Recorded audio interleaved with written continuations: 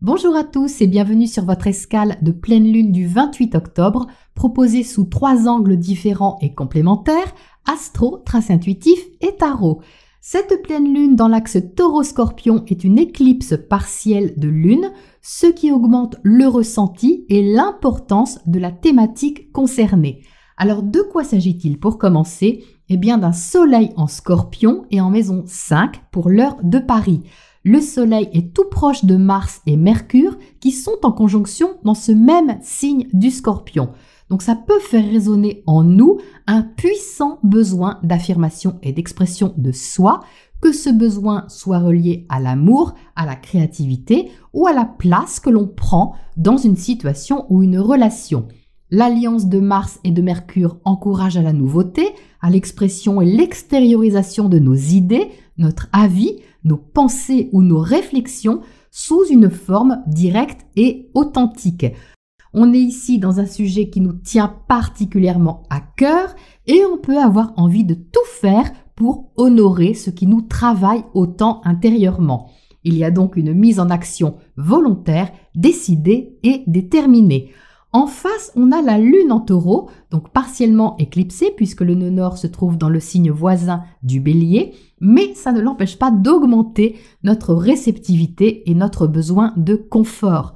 La lune adore être en taureau et en plus, elle se trouve à côté de Jupiter qui amplifie tout ce qu'il touche. Alors le bon comme le moins bon, il peut ici amplifier un besoin de posséder aussi quelque chose pour se rassurer ou amplifier la possessivité. Mais bon, Jupiter est tout de même une planète de générosité à la base et même rétrograde, il peut quand même nous inciter à travailler sur ce qui est nourrissant pour nous-mêmes et pour les autres, puisque les deux se trouvent dans le secteur 11. Donc, qu'est-ce que ça peut être? Eh bien, on peut avoir envie de nourrir un projet, quelque chose qui nous donne de l'espoir, peut-être via le réseau amico-social, associatif ou encore réseaux sociaux. Le but est tout de même de partager avec Jupiter sans pour autant donner sa chemise, comme on dit. En taureau, on tient tout de même à ce qu'on a et cette opposition taureau-scorpion nous propose justement de travailler sur nos attachements. Alors, qu'est-ce qu'on peut donner de soi sans se sentir déstabilisé ou dépossédé? Qu'est-ce qu'on peut changer, transformer dans notre vie en ouvrant une nouvelle possibilité qui nous demande investissement? Eh bien, peut-être qu'on devra savoir perdre un peu pour gagner en mieux-être.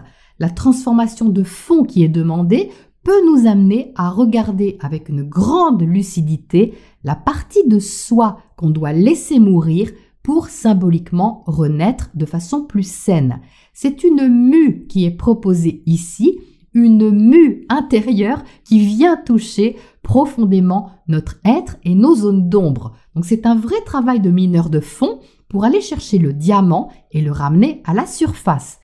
On est éclairé avec ce soleil et même si on a une appréhension à transformer ce qui est pourtant inévitable, on va devoir aller chercher la vérité avec ce Jupiter et regarder honnêtement nos chances d'expansion, en sachant que cette opposition peut aussi nous inciter à trouver quelqu'un de bon conseil qui peut nous aider à passer une étape.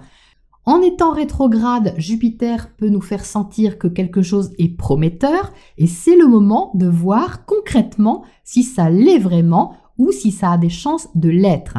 C'est donc un point de bascule qui va nous permettre de tourner une page, soit parce que c'est prometteur et alors on pose les actions dans ce sens, soit parce qu'on s'aperçoit que ça ne l'est pas ou que ça nous en demande trop et alors on va aussi poser une action mais pour passer à autre chose.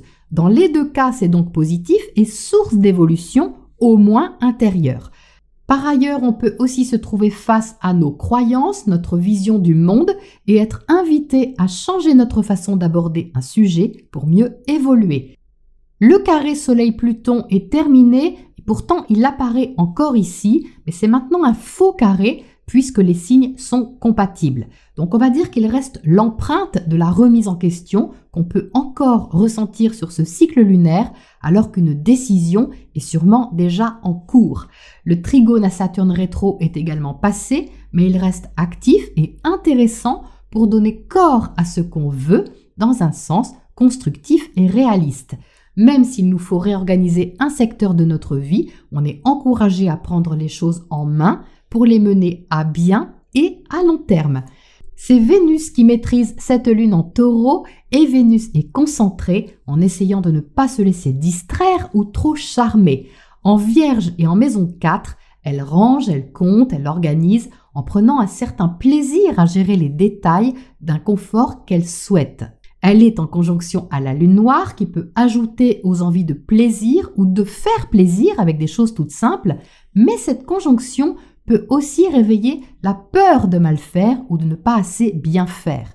Surtout qu'avec le trigone à Uranus, il y a quelque chose de nouveau, donc c'est sûrement intéressant. C'est donc avec une certaine application qu'on essaye de penser à tout en essayant de voir nos relations, création, investissement et même sentiments avec une certaine prudence. Et je dis qu'on essaye parce qu'avec Neptune en face, on pourrait se laisser hypnotiser ou fasciner par quelque chose d'inaccessible. On rêve à un idéal, mais si celui-ci n'est pas concret ou trop éloigné des besoins du quotidien, on peut être déçu. Donc la proposition ici est de ne pas se laisser aller à l'idéalisation afin de pouvoir mettre en place de façon efficace une nouvelle façon de nourrir ses projets.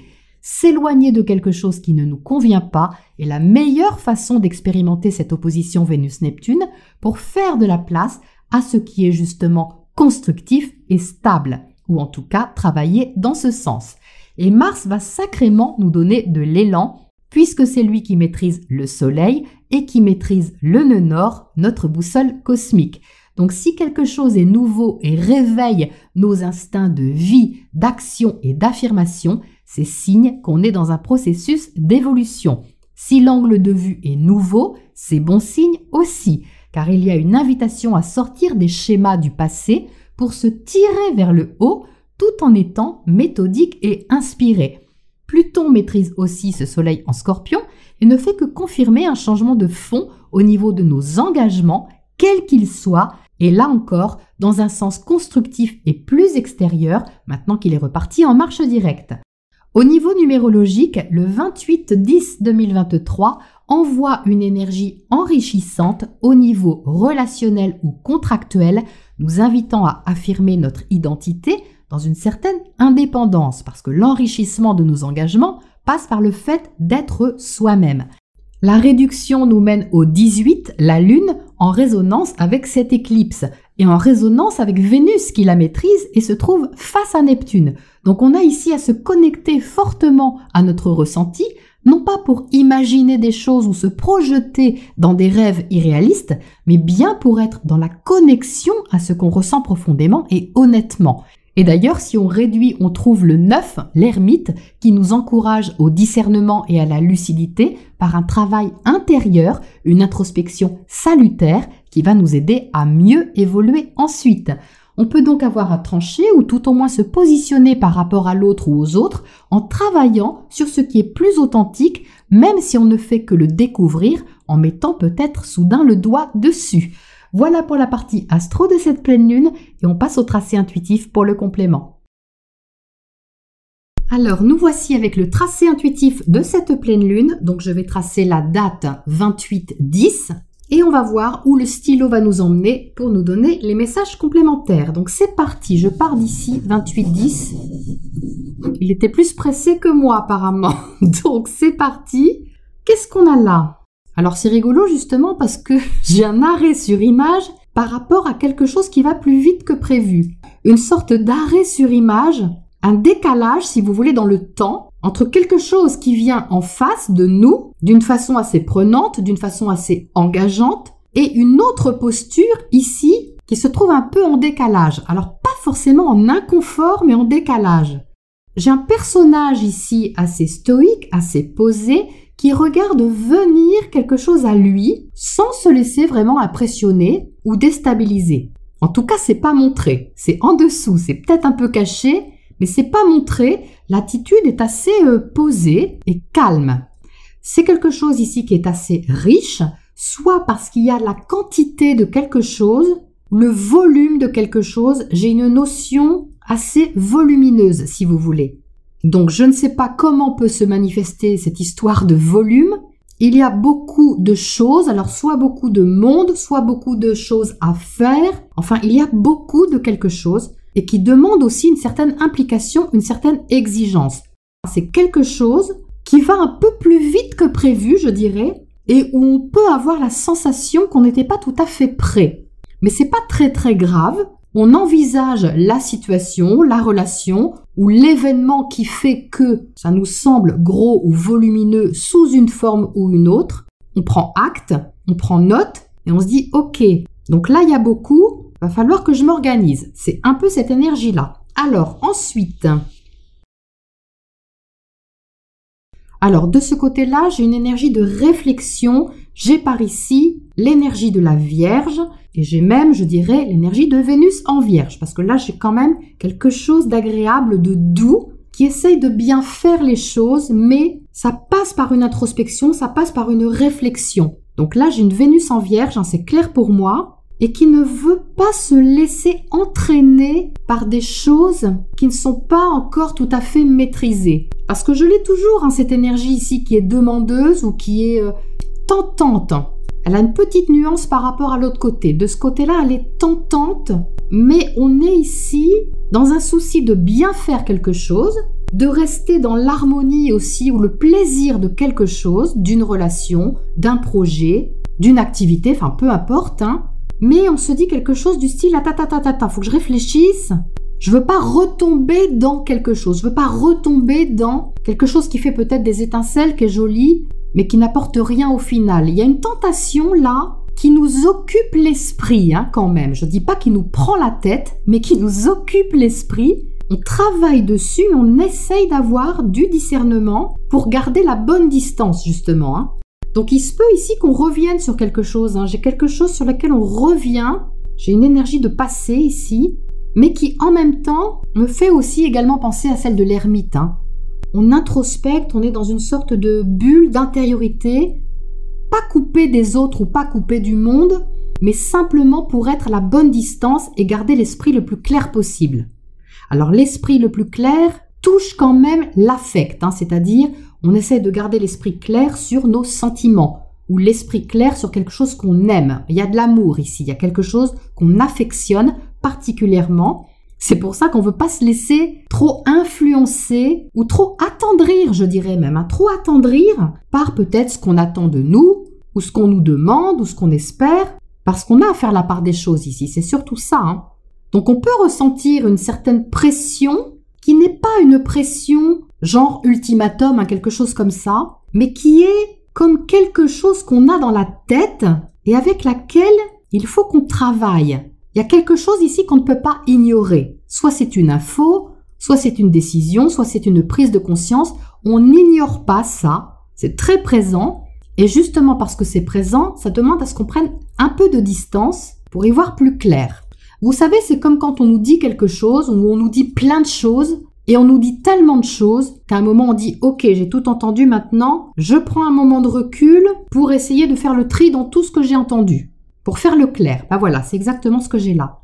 C'est utile, c'est quelque chose qui est utile, qui va nous être utile en tout cas pour évoluer, pour avancer et peut-être pour anticiper et préparer quelque chose, puisqu'on a aussi une énergie de préparation ici, de soin, d'application, de faire en sorte de gérer, d'organiser, de fignoler avec un esprit le plus pratique possible. Bien, alors ensuite...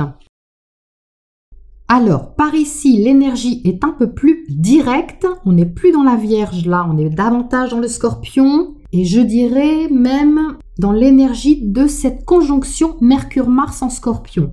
On est là, de ce côté, dans une exigence, dans une lucidité, quelque chose qui est très clair ou qui le devient parce qu'on met le doigt sur quelque chose. Vous voyez, j'utilisais cette expression dans la première partie. Mais c'est ce que j'ai là en fait, on nous met le doigt ou on met le doigt sur quelque chose. Alors c'est peut-être un détail, mais c'est tellement énorme comme détail qu'on ne peut pas le fuir. Donc il y a ici une détermination, une volonté, beaucoup de caractère, beaucoup de motivation qui fait alliance avec une réflexion assez lucide. C'est très franc par ici, c'est honnête, c'est franc, c'est direct, c'est comme ça, c'est pas autrement et il n'y a pas à tergiverser.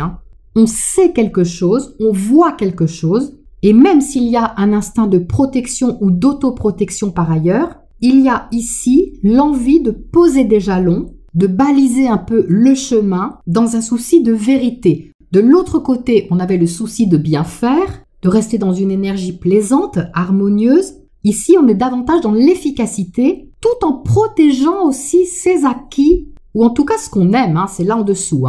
Donc l'un n'empêche pas l'autre, évidemment. C'est en tout cas la proposition qu'on a là, avec une invitation à l'honnêteté sur ce qu'on veut, sur ce qu'on voit, sur ce qu'on comprend et sur ce qu'on veut échanger.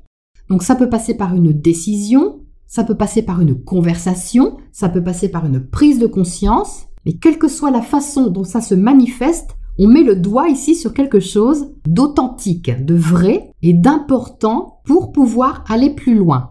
Ensuite, qu'est-ce qu'on a de ce côté-là? Alors, par ici, j'ai une notion de bilan, de regarder tout ce qu'on a fait, tout ce qu'on a accompli, tout ce qu'on a peut-être construit d'une façon très réaliste. Il n'y a pas l'affect qu'il y avait de l'autre côté. Ici, c'est très réaliste. C'est un peu l'énergie quand on passe un entretien d'embauche et qu'on nous dit « Bon, alors, qu'est-ce que vous avez fait ?» Eh bien, vous dites « Voilà, ça, ça, ça, ça et ça, ça, ça. » Il n'y a pas d'affect particulièrement, mais il y a juste un bilan réaliste de ce qu'on sait faire, de ce qu'on a fait et du bilan qu'on a tiré de cette expérience, quel que soit ce bilan. Et là, il y a de la communication par rapport à ça. Là, il y a de l'échange, comme si on avait à donner naissance à quelque chose de nouveau, mais qui est issu quand même de cette expérience qui a été vécue ou de ce bilan qui a été effectué. Donc ça peut être une nouvelle, ça peut être un message, ça peut être là aussi une conversation, mais la nuance de ce côté, c'est qu'il y a quelque chose de naissant, il y a quelque chose de nouveau et quelque chose à développer. C'est un peu comme repartir à zéro avec des compétences, avec du savoir-faire ou du savoir-être, n'est pas comme avant. Il y a quelque chose qui n'est pas comme avant. C'est quelque chose qui est assez embryonnaire, c'est assez nouveau et qui, en arrière-plan, nous fait poser la question de ce qu'on veut justement nourrir et faire grandir. Est-ce que cette chose qui est nouvelle ou qui est assez récente correspond à ce qu'on a envie de développer, de faire grandir et d'amener à maturation? Ça, c'est la vraie question qu'on a à se poser. C'est vraiment ce que j'ai par ici comme proposition de message. Qu'est-ce qu'il y a dans l'œuf en fait? C'est ça ici. Qu'est-ce qu'il y a dans l'œuf? Donc ça peut être une occasion de renaître à quelque chose, mais qui ne semble pas être quelque chose d'extérieur, qui est d'abord de renaître à soi. Donc c'est assez joli aussi par là, parce que c'est comme si on se regardait dans un miroir. Alors peut-être que c'est l'autre qui va servir de miroir et qui pourrait déclencher justement la recherche de sens, la recherche de vérité. C'est assez fort quand même. Donc voilà pour cette pleine lune du 28 octobre. J'ai fait ce côté-là en premier. Donc une énergie assez puissante et assez exigeante qui semble nous demander d'être au clair avec ce qu'on veut développer ou faire pousser symboliquement ou concrètement, tout en respectant quand même notre rythme. Voilà pour le tracé intuitif et je vous retrouve pour les tarots. À tout de suite! Vous êtes interpellé par la méthode du tracé intuitif ou vous êtes intéressé, je me ferai un plaisir d'effectuer votre tracé intuitif personnalisé. Ça peut donner des choses comme ça, donc sur un format A5. Ça se passe en visio. Je fais la lecture intuitive directement et puis ensuite je le colore et vous recevez le dessin chez vous. C'est une lecture de vos énergies du présent et une proposition d'évolution à partir de ce présent. Donc c'est une lecture d'aura si on veut, on peut appeler ça auragraphe dans d'autres cas. Je préfère garder l'appellation de tracé intuitif qui me correspond mieux. Bref, si ça vous parle ou si ça vous tente, envoyez-moi un petit mail et osez passer le cap pour cette expérience. D'autre part, si vous aimez mon univers créatif et le graphisme de mes dessins, je vous invite à me rejoindre sur Instagram où là je partage les dessins que je fais pour le plaisir et de façon assez régulière. Et si vous aimez ces dessins, eh bien sachez que je viens d'ouvrir une petite boutique Etsy où j'ai effectué un tirage limité de quelques dessins en format carte postale que vous voyez ici. Donc ça, vous pouvez me joindre sur la boutique directement ou m'envoyer un mail aussi pour recevoir un lot de 4 dessins, cartes postales pour vos vœux ou vos petites cartes de ce que vous voulez. Allez, c'est tout pour la pub et on passe au tarot. Bien, alors voici le tirage de cette pleine lune. Je ne vous dis pas la puissance des énergies avec 4 arcanes majeurs et pas des moindres, ce qui souligne l'importance ici de ce qui doit être libéré et de ce qui doit renaître. Parce qu'on parle bien de renaissance, on entre avec le karma, qui est le jugement. Donc dans ce jeu de tarot, le jugement s'appelle karma, et c'est rigolo parce que ça symbolise une éclipse, donc ça ne s'invente pas. On est en plein dans ces énergies de pleine lune, et même si elle est partiellement éclipsée, il y a quelque chose ici qui se révèle. Donc qu'est-ce qui se révèle? Eh bien certainement un besoin de rééquilibrage, un besoin d'harmonisation et de justesse dans ce qu'on a à échanger avec l'autre. Donc, quel que soit cet autre, si on n'est pas en couple, il peut s'agir de l'autre au niveau relationnel au sens large, d'une clientèle, d'un ami, d'un membre de la famille. Il y a de toute façon ici une mise au point intérieure à faire pour libérer quelque chose de très beau. Et pourquoi c'est beau? Eh bien parce que ça touche à notre essence émotionnelle profonde et à notre maturité émotionnelle. Et je dis ça parce qu'on a un couple ici dans le tirage, le roi et la reine de coupe. Donc le roi et la reine de couple ensemble dans un tirage, c'est très beau parce que ça adoucit considérablement l'énergie exigeante de cette pleine lune, exigeante en dépassement de soi certainement, exigeante peut-être en perfectionniste sur d'autres plans, et exigeante aussi en vérité, en honnêteté envers soi-même. Donc, on entre avec le jugement, très bien. Ça montre qu'il y a peut-être quelque chose ici à annoncer, officialiser dans certains cas, ou décider. Comme le jugement est au-dessus du 10 de bâton, soit on en a fini avec une tâche, quelque chose qu'on a mené jusqu'au bout et alors on peut le révéler, ça peut être ça. Par exemple, on a travaillé des semaines ou des mois sur quelque chose, c'est terminé et là on peut le révéler, on est content. Ça peut être ça. Dans d'autres cas, on peut s'apercevoir avec le jugement que quelque chose est trop lourd sur nos épaules et n'est pas assez équitable d'une façon ou d'une autre au niveau de quelque chose d'extérieur. Donc, dans ce cas, il va être question de rétablir un équilibre, mais de façon assez fluide, du moment qu'on reconnaît la vérité de quelque chose. Donc ça a beau être pointé du doigt, comme je le disais tout de suite, parce que bon, on a quand même la tour ici et le diable à côté, donc ça peut être explosif, mais explosif intérieurement, c'est-à-dire en révélation. On se dit bon sang, mais non, ça c'est plus possible, je veux me libérer de ça, ça a assez duré. Et pour autant, ça n'a pas à être explosif à l'extérieur, tout simplement parce qu'on est protégé par ce roi et cette reine de coupe. Donc, il est question ici de rester bienveillant envers soi-même, de ne pas se mettre la pression, comme je le disais tout de suite, qui n'est pas vraiment une pression mentale, mais qui peut être une pression physique, de devoir faire beaucoup, par exemple, avec ce 10 de bâton, de devoir assumer quelque chose, mais trop par rapport à ce qui est libérateur ou ce qui est vraiment nourrissant. Parce que c'est ce que cette reine de Pentacle cherche au centre du tirage. Elle cherche quelque chose qui est stable pour nous, qui est rassurant, qui est solide et qui est sécurisant. C'est ici ce qu'on recherche d'une façon ou d'une autre, soit au sein d'une relation, soit au sein d'une activité, soit au sein d'une thématique de santé, corporelle, physique. Il y a une recherche de bien-être. Et le bien-être, selon cette reine de Pentacle, ça passe par le soin qu'on apporte à quelque chose, déjà à la valeur de soi ou à la valeur de notre travail ou à la valeur d'une relation qu'on veut nourrir si celle-ci est saine. Parce que la question va être, comme je le disais tout de suite, de savoir ce qu'on veut vraiment nourrir. On a cette reine de Pentacle qui veut quelque chose de sain, mais pour avoir quelque chose de sain, on doit se libérer de quelque chose. Et se libérer de quelque chose, c'est ici avec la tour et le diable, c'est-à-dire se libérer de quelque chose qui était toxique. Donc, qu'est-ce qu'on a nourri jusqu'à maintenant qui n'était pas assez sain pour soi-même?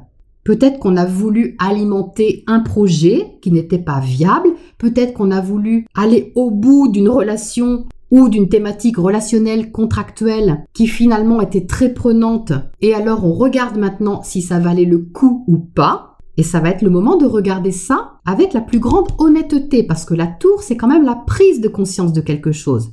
Donc peut-être que dans un sens, ça a été constructif et ça a apporté les résultats escomptés. Dans ce cas, c'est libérateur et on peut obtenir quelque chose qui apporte un certain bien-être émotionnel, voire matériel dans certains cas. Soit, comme je le disais tout de suite, on s'aperçoit que ça ne vaut plus le coup et pour ce qu'on veut honorer au niveau de ce qu'on ressent, eh bien on brise ici quelque part ces murs intérieurs pour entrer dans quelque chose qui est plus doux et qui convient mieux à ce qu'on veut construire, stabiliser, financer ou faire fructifier. Donc c'est quand même très puissant. Alors ça va pas forcément arriver le jour même de l'éclipse, puisque les effets de cette éclipse peuvent durer plusieurs semaines. Mais il peut y avoir un déclencheur ici, il peut y avoir vraiment un révélateur intérieur qui nous invite vraiment à renaître et qui nous mène à une plus grande authenticité. L'authenticité, elle est là de l'autre côté avec l'étoile, c'est fabuleux, puisque l'étoile, c'est la suite logique, si on veut, des arcanes qui sont là. On a ici le diable arcane 15, la tour 16 et l'étoile 17. Donc on a ici une espèce de vortex qui mène à la guérison de quelque chose, à la purification de quelque chose, si on dépasse justement nos zones d'ombre et nos peurs qui sont ici avec le diable. Donc ces zones d'ombre, elles peuvent être diverses et variées. Ça peut être une dépendance qu'on a et sur laquelle on se libère. Ça peut être des peurs matérielles, ça peut être des attachements, des emprises qu'on ressent intérieurement, des peurs de perdre quelque chose ou au contraire, l'obsession de vouloir absolument quelque chose sous une certaine forme. Donc ça, vous voyez, ça demande à se libérer pour faire de la place à quelque chose qui est plus harmonieux et plus fluide. Déjà parce qu'on a l'étoile ici qui mène à la guérison, qui propose une libération de soi, qui redonne de l'espoir, alors ça c'est quand même magnifique, on en a besoin, et qui mène à quelque chose de plus fluide et plus harmonieux dans le donner et le recevoir. Parce qu'au-dessus de l'étoile, il y a le 6 de Pentacle. Donc le 6 est vraiment symbole d'harmonie, d'harmonisation, et encore plus à côté de la Reine de Coupe, on cherche ici à fluidifier quelque chose, à harmoniser quelque chose, autant affectif, émotionnel, relationnel, que matériel, financier, physique. On cherche à harmoniser les deux. Mais ça se passe plutôt bien. Ça peut vraiment se passer bien. On a de l'aide pour aller vers notre propre vérité, mais pas de façon égoïste. Avec le roi et la reine de coupe, on est dans le cœur, on est dans le ressenti, mais un ressenti qui est très mature sur ce qu'on aime, ce qu'on veut et ce qu'on veut échanger. C'est pour ça qu'on a quelque part cette notion de bilan et de maturité, parce qu'on a quand même ici 2 reines, un roi, donc des énergies expérimentées si vous voulez. Et on est capable de faire le bilan sur ce qu'on a fait, construit, comme je le disais tout de suite, et ce qu'on fait maintenant avec ça. Qu'est-ce qu'on fait avec ça? Mais qu'est-ce qu'on fait avec ça de façon pratique, de façon équilibrée et de façon nourrissante?